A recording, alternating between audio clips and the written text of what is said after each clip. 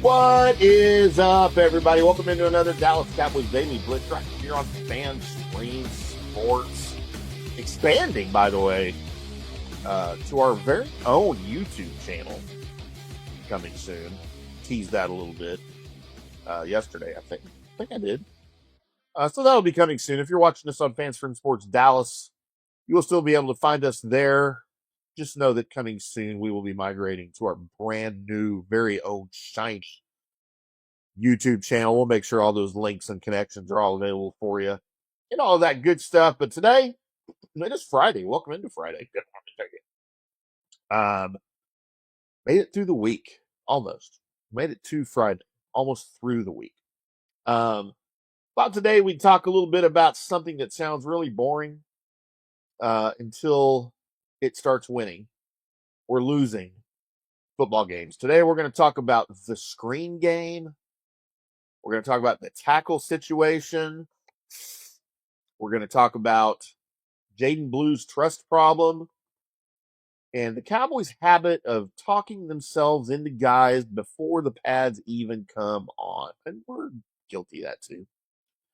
But it's more important that the Cowboys themselves are guilty of that. Because, let's be honest, it's a time of year when everybody looks faster, everybody looks more comfortable, everybody's taking the next step. And every coach swears the offense is about to be more creative. And then what happens?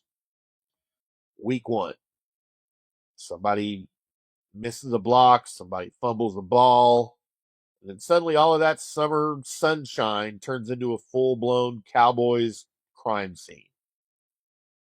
So let's get into it a little bit. And I wanted to start with the screen game because it has to be something for the Cowboys more than just a buzzword. I get the feeling Brian Schottenheimer, for whatever reason, doesn't like screenplays, doesn't know they exist, or whatever the situation is. They don't run a lot of screenplays. And you have the group perfectly fit to run screenplays. And look, I know the most interesting thing about this Cowboys offense is not whether Brian Schottenheimer wants to run the ball more, because we know he does. We've all heard that. We've talked about that. Everybody says they want to be tougher running the ball. Well, until it's 2nd and 9. And then the real question is this: can Clayton Adams and his offensive staff build a run and screen game around what this team already does well? Because when you look at this offensive line, there's a pretty obvious split here.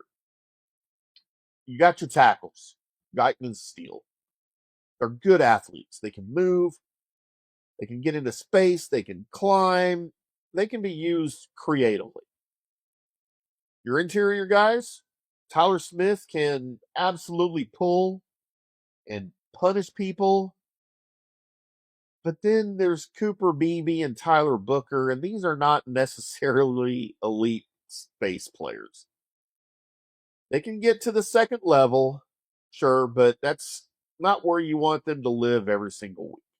So maybe the Cowboys need to stop forcing this thing to look like everybody else's run game in the league. Maybe you pull those tackles more.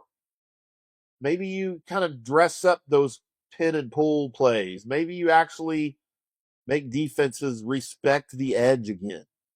Because last year the run game was basically a rumor. It was something we talked about in theory, but come Sunday, it wasn't scaring anybody. And all of this matters if you want Jaden Blue to be a weapon. You can't just hand him the ball and ask him to become Marion Barber. That's not his game. You want Jaden Blue in space.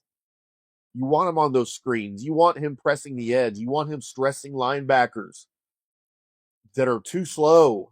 And then safeties, you take bad angles at him. You want him doing those things, not running inside. Especially when you got guys that can't always block.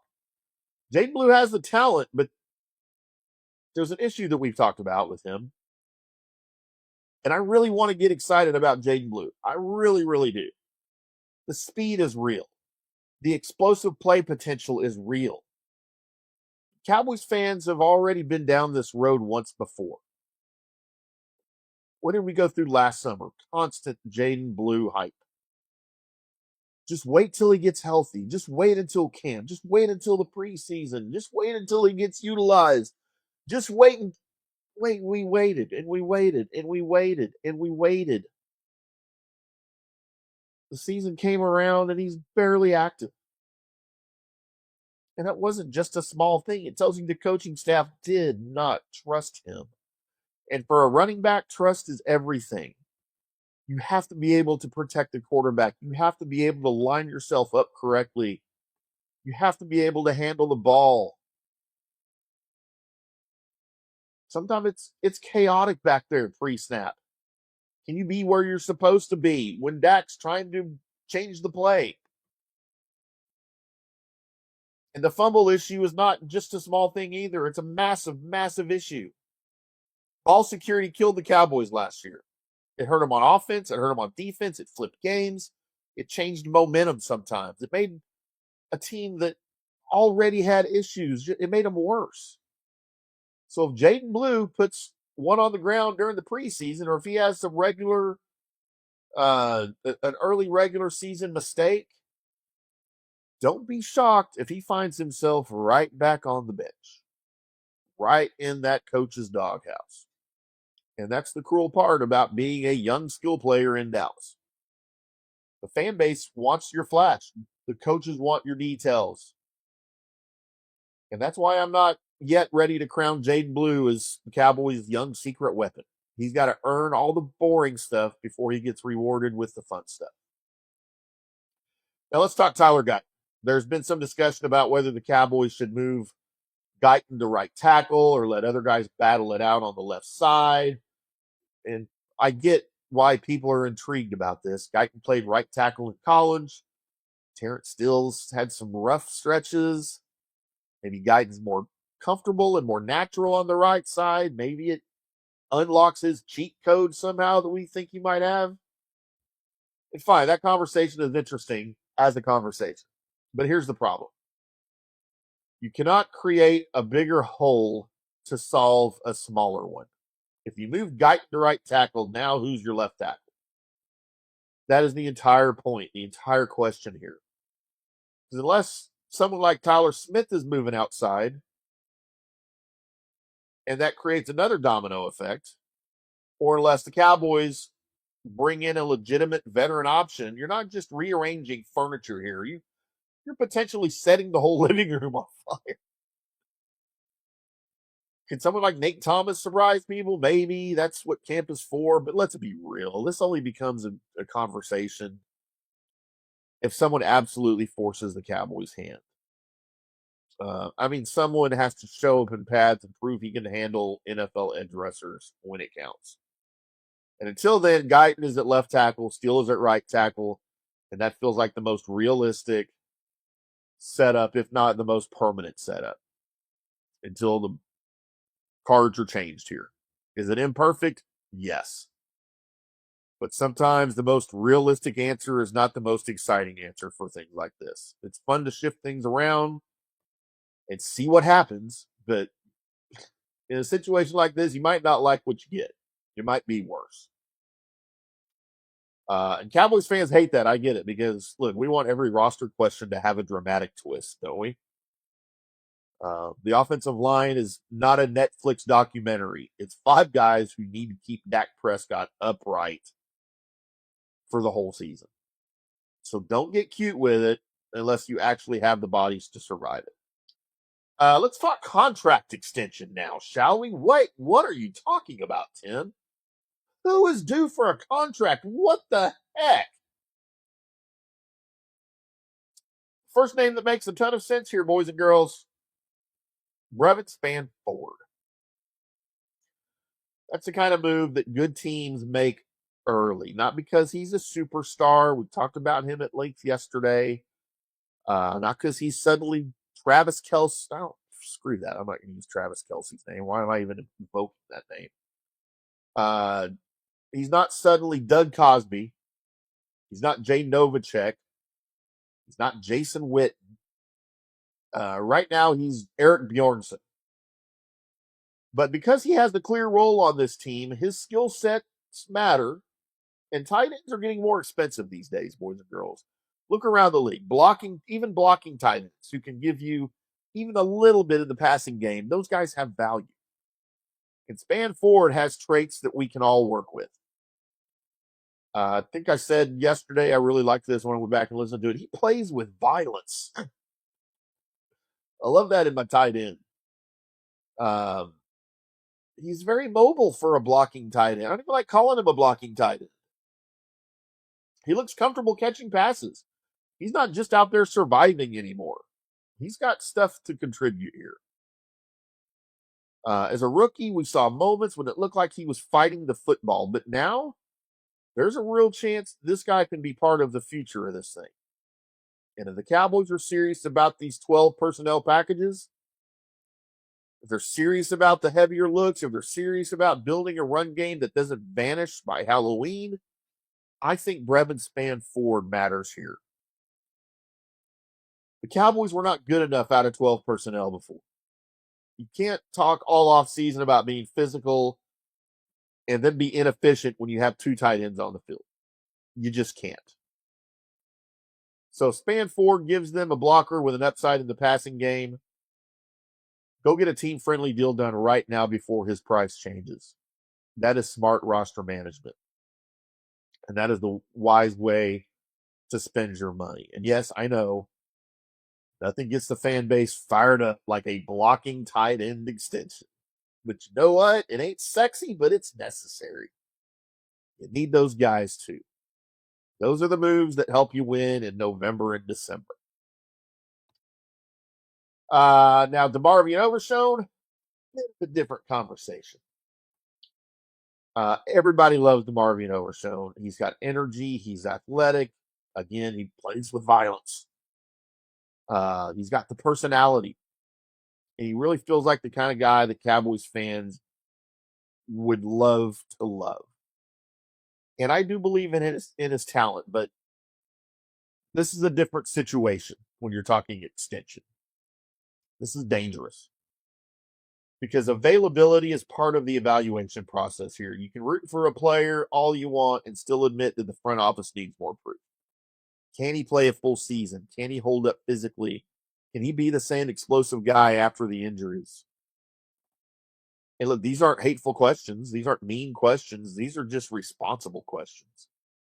If he balls out, yeah, you might have to pay him more later.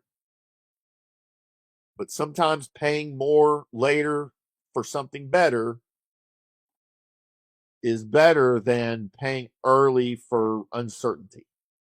Might have been the most confusing sentence I've ever uttered. Probably not true either. And look, the Cowboys have made enough emotional decisions in their past. They don't need to make another one with DeMarvion Overshown.